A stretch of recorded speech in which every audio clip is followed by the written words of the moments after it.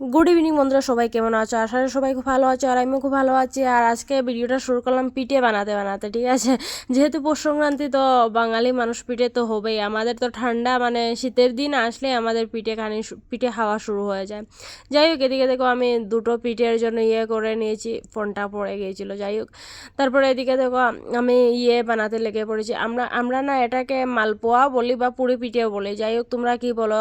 আর তেলের পিঠা বলা হয়, তোমরা কি বলো কমেন্টে জানিয়ে দিও। আর এদিকে দেখো কত সুন্দর ফুল ছিল এইবারের পিঠেগুলো, না এত সুন্দর হয়েছিল, সবগুলো ফুলেছিল ভালোভাবে। আর তারপরে এদিকে দেখো চুষি পিঠে বানানোর জন্য লেগে পড়েছি, আবার ফোনটা পড়ে গিয়েছিল। আমি আজকে ট্রাইপডে ফোনটা লাগাই না, আর কখনোই আমি ট্রাইপডে ফোনটা লাগাই না, মানে ভালোভাবে কোনো একটা জায়গাতে সেট করে রেখে দিই। কিন্তু আজকে রেখেছিলাম, যেহেতু পিঠে টিঠে বানানো হচ্ছে, তো ও দিক থেকে নিয়ে যাচ্ছে, ও নিয়ে যাচ্ছে, তো পড়ে যাচ্ছিল। যাই হোক, এদিকে আমি, আমার ভাই আর আমার একটা মানে ভাই বলতে পারে, ভাই বোন মানে বোনের ছেলে, আমরা এদিকে পিঠে বানাচ্ছি। যেহেতু মানে অনেকটা কাজ রয়েছে আর রান্না বান্না করতে হবে, ডিউটি থেকে গিয়েছি তখন ওই 6:30-7টার মতন হবে। তারপরে গিয়ে পিঠে বানিয়েছি 3 রকমের পিঠে। আর আমরা ঘরেও যেহেতু 6জন মানুষ, তারপরে আমি ওর ডিউটির এখানে নিয়ে আসতে হয় প্রতি বছর।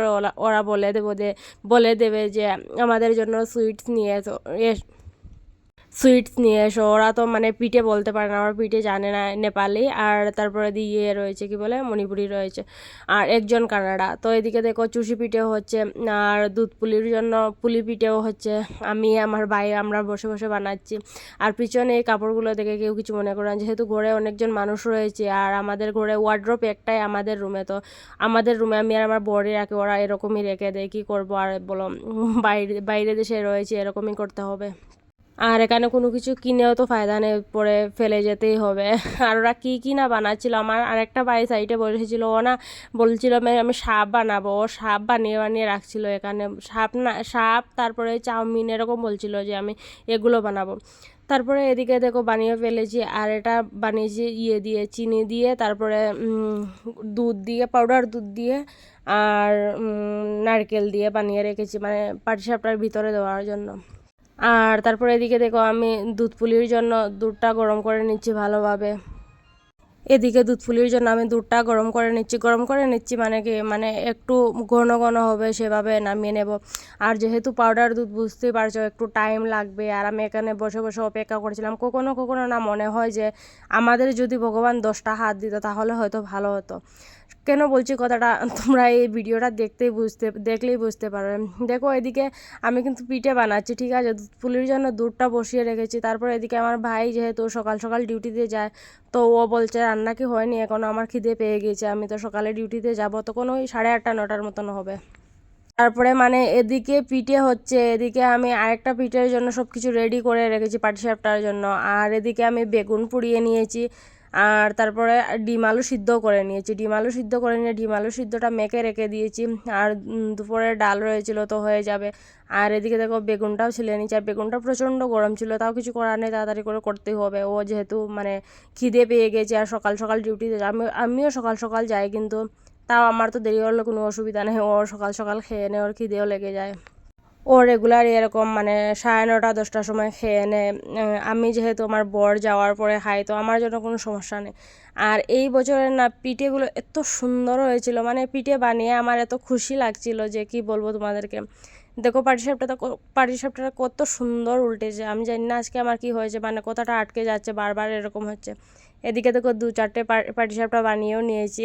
আর এটাতে ভেবো না যে তেল নেই, তেল রয়েছে, আমি আর ডালছি। বই বললাম না যে 10টা হাতের মেয়েদের যদি 10টা হাত থাকতো তাহলে ভালো হতো, কখনো কখনো মনে হয়, তো এরকমই মনে হচ্ছিল। তেলটা ঢালারও টাইম পাচ্ছি না, তো একটু রয়েছিল, ভাবলাম পাটিসাপটা তো হয়ে যাবে।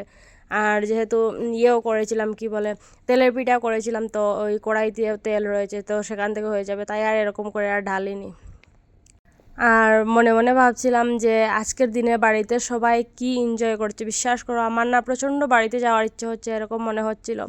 কি করব, কিছু করার নেই, এবার আর যেতে পারলাম না। আগেরবারে আমি কিছু ভিডিও ক্লিপ তোমাদের সাথে শেয়ার করব, বা আগেরবারে আমার কাছে একটা ভিডিও রয়েছে, ভাবছি সেটা তোমাদের সাথে শেয়ার করব। আমি এডিটও করে রেখেছিলাম, কিন্তু তোমাদের সাথে আর শেয়ার করিনি, এখন ভাবছি শেয়ার করব। যাই হোক, তোমরা এই ভিডিওটা দেখার পরে আমাকে কমেন্টে জানিও যে শেয়ার করব কি, যদি বলো শেয়ার করার জন্য তাহলে কালকে বা আজকে বিকেলে শেয়ার করব।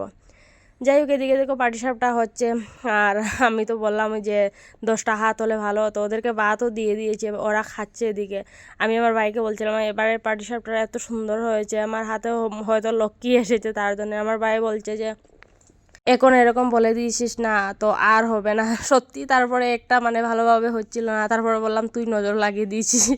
তো এভাবে মজা করেছিলাম। তারপরে এদিকে দেখো সব কিছু বানিয়েও নিয়েছি। এখানে বানিয়েছি দুধ পুলিটা আর এতটা তোমাদের সাথে পরে শেয়ার করতে পারিনি, বুঝতেই পারছো যে একটা হাত দিয়ে দুটো হাত দিয়ে এত কিছু করেছি। তারপরে এদিকে পাটিসাপটা আর এদিকে তেলের পিঠে রয়েছে এই ডাব্বার ভিতরে। তারপরে এদিকে ডিমঝোল হচ্ছিল, ডিমঝোল মানে ইয়েটা আসার জন্য রেখেছিলাম, কি বলে উবালটা আসার জন্য রেখেছিলাম। আর তারপরে এদিকে দেখো সকালে আমি এগুলো নিয়ে বসেছি, এতগুলো তো খাইনি আমি, ফটো আর ভিডিওর জন্য নিয়েছিলাম। আমি শুধু দুধ পুলিটা খেয়েছি আর একটা তেলের পিঠে আর একটা পাটিসাপটা খেয়েছি, এতগুলো খেয়েছি। আর আরগুলো আমি আমার ভাইকে দিয়ে দিয়েছিলাম, আমি শুধু ফটোর জন্য নিয়েছিলাম। ওকে বলছিলাম যে আমি শুধু ফটো নেব, তো ফটো নেওয়ার পরে তুই এই প্লেটই খেতে পারবে। তারপর ও প্লেটটাই ওকে দিয়ে দিয়েছিলাম। আর আমার বর যেগো এদিকে শুয়ে রয়েছে, আর কাল রাতে ওর সাথে একটু ঝগড়া হয়ে গিয়েছিল, মানে যাই হোক কোনো একটা বিষয় নিয়ে। তারপরে অনেক খারাপ লেগেছিল রাত্রে, মানে এরকম দিনে ঝগড়া করতে চাইনি, তাও হয়ে গিয়েছে, কিছু করার নেই। কখনো কখনো এরকম ঝগড়া করতে হয়, না হলে হয় না। আর এদিকে আমার ব্যাগটা পড়ে গিয়েছিলাম, ব্যাগটা রেখেছিলাম, আমি বললাম না সবার জন্য আমি ডিউটিতে নিয়ে যাব পিঠে, তো রেডি করে রেখেছিলাম, তো ব্যাগটা রেখেছিলাম সাইডে, ব্যাগটা পড়ে গিয়েছিলাম। তারপরে এদিকে আমি বসে বসে পিঠে খাচ্ছি, আর কি করব, সকাল সকাল খেয়ে যাচ্ছি, না হলে আর খাওয়ার টাইম পাবো না। ডিউটি থেকে এসে আর এতটা টাইম পাই না, যেহেতু কাজ বাজও করতে হয়। আজকে 2 দিন থেকে লাইভেও আসছি, কালকে রাত্রে তো আসতে পারিনি, যে এই বললামই তো পিঠে টিঠে বানাচ্ছিলাম তার জন্য আসতে পারি। আজকে রাত্রেও আসতে পারবো কি জানি না। আজকে রাত্রে মানে আমাদের যে সংক্রান্তিটা আজকে হবে, মানে মাছ মাংস কোনো কিছু কালকে আনা হয়নি। কালকে আমি বলছিলাম যে কালকে শুধু পিঠেটাই বানাবো, নাহলে একটা হাত দিয়ে আমি এত কিছু করতে পারবো না। কীভাবে পারবো বলো এত কিছু করতে একসাথে।